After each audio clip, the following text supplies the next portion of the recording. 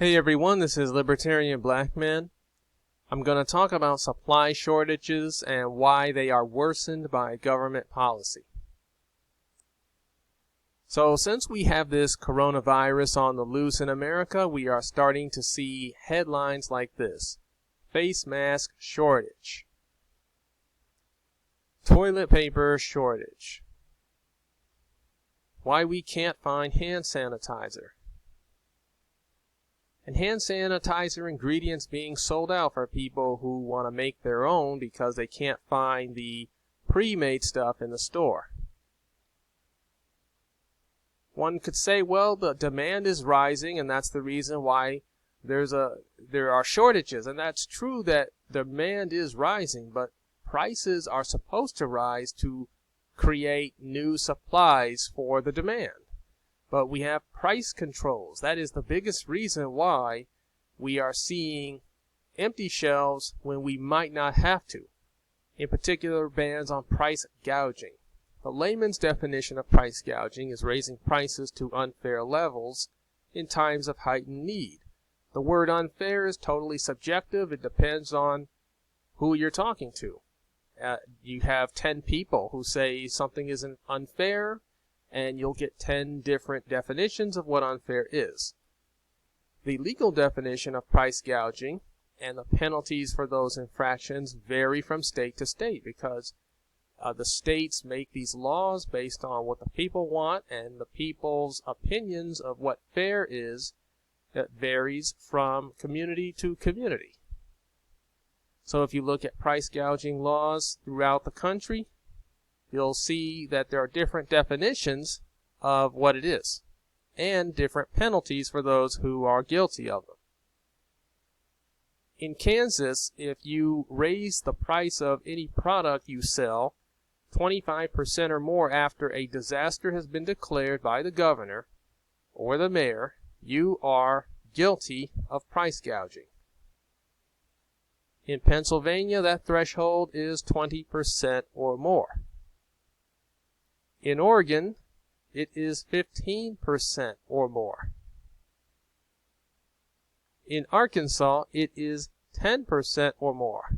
To put that in perspective, if you were in Arkansas to find a bottle of hand sanitizer for $3.99, as is the case on Amazon right now, and then a disaster is declared, and soon after that bottle of hand sanitizer goes up from $3.99 to $4.46, you are guilty of price gouging because that is an increase of 12%.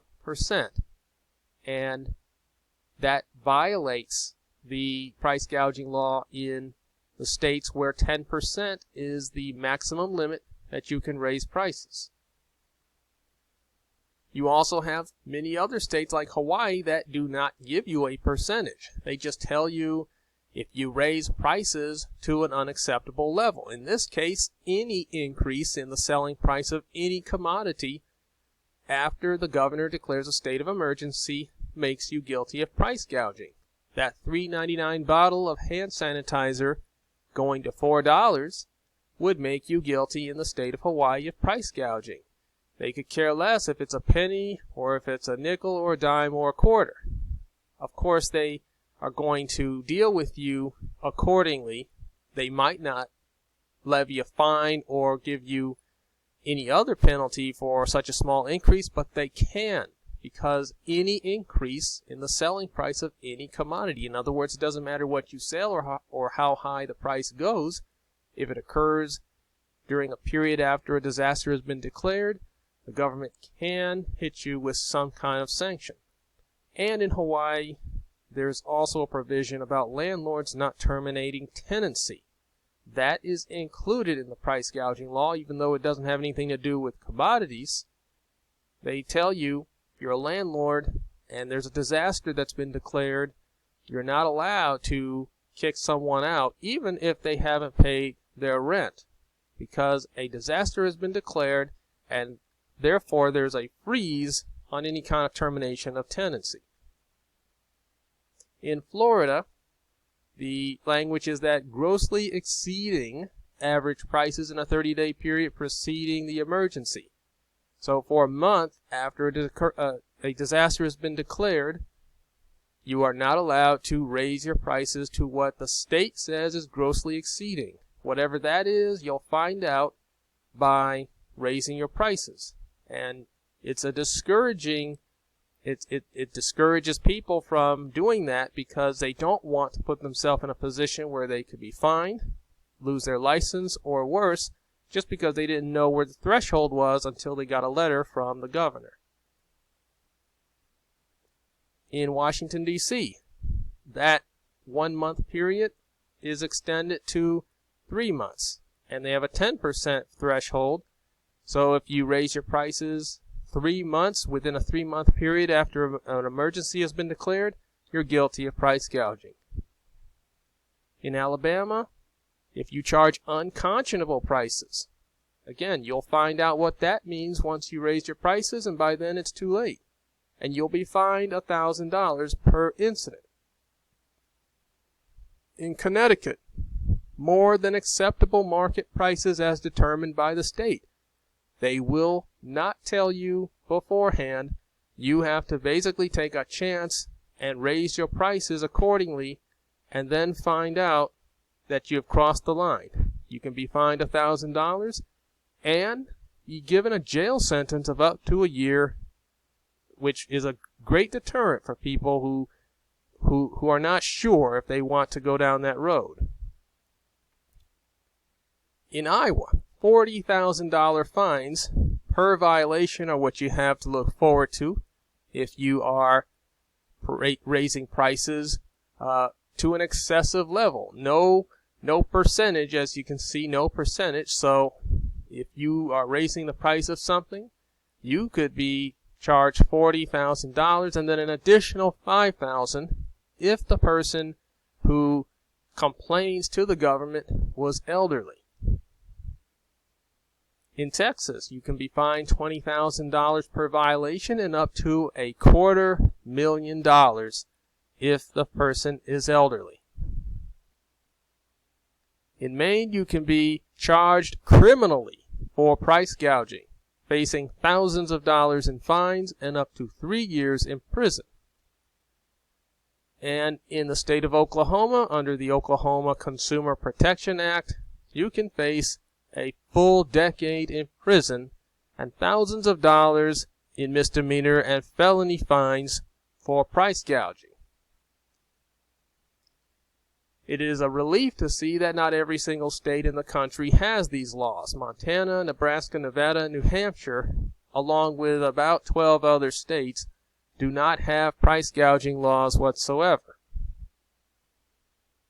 The problem with price gouging laws is said very well in this article written by Michael Giberson of Texas Tech University. This is from 2011 and published by the Cato Institute, and says it very well. It says economists and policy analysts opposed to price gouging laws have relied on the simple logic of price controls. If you cap price increases during an emergency, you discourage conservation of needed goods at exactly the time they are in high demand. Simultaneously, price caps discourage extraordinary supply efforts that would help bring goods in high demand into the affected area. In a classic case of unintended consequences, the law harms the very people whom lawmakers intend to help. The logic of supply and demand, so clear to economists, has had little effect on price gouging policies.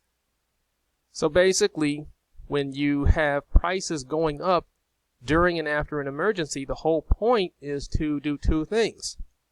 First, encourage consumers to not run through the product as quickly as they were before. Make it last longer because supplies are short. And at the same time, pay for the fact that supplies are short by paying an extra amount so that the business that makes the product has more money to get more product. And therefore, you end up seeing supplies increase. Not only does that business have an incentive to get more product, but other businesses and investors see that prices are going up for this item and they jump into the market to supply the very same product. Before you know it, supplies are increasing, and then with the competition of other businesses, prices are going to start moving down, because that is how you make money in a competitive market. You try to provide the greatest amount of value for what you're selling.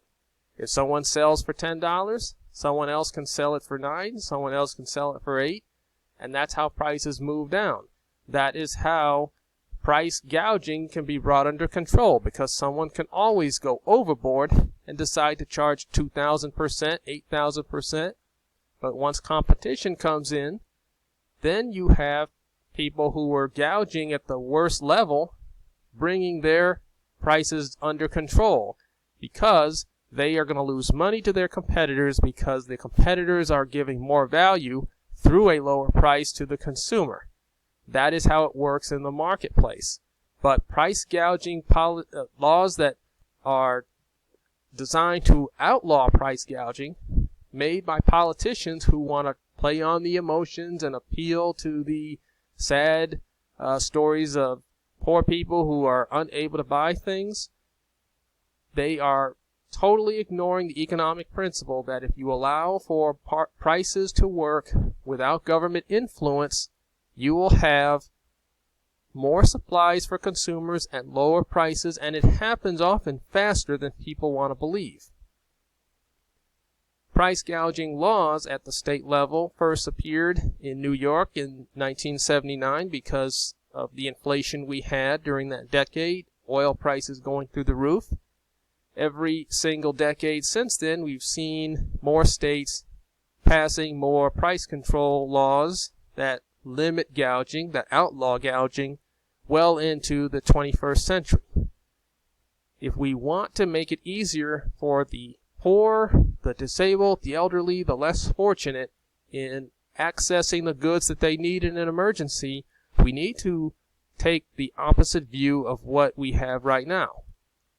We need to abolish price controls and let the market determine prices, because price controls lead to shortages, as we've seen early on. And if somebody comes into a store and they see that something is low priced, and they grab, let's say, 20 or 30 units of that item, then the next person comes in and the store shelf is empty, because someone who came in before decided they were going to get it all for themselves. But if that person is forced to pay 1,000 or 2,000% more, and they decide, well, they see the price has gone up that hard, that they may not, there's no way that they're going to pay for all of that. The bottle of hand sanitizer selling for $3.99, if that bottle was selling for $100, there's no way that the average person who wants to get all of them is going to do that. They're going to maybe grab one bottle, and if they do grab all of them, they're very wealthy, and they're handing a lot of money over to the store, who will then use that money to get more hand sanitizer. That becomes a signal to other stores. Start selling hand sanitizer, because you're going to make a fortune, and within a few days or weeks, you're going to start seeing hand sanitizer flood the market and prices come down. Only when you let the market control prices. The government should have absolutely nothing to do with it. Thanks for watching. Please subscribe to the YouTube channel Libertarian Black Man and follow the Twitter page Libertarian Black Man, and we hope to see you in the next video.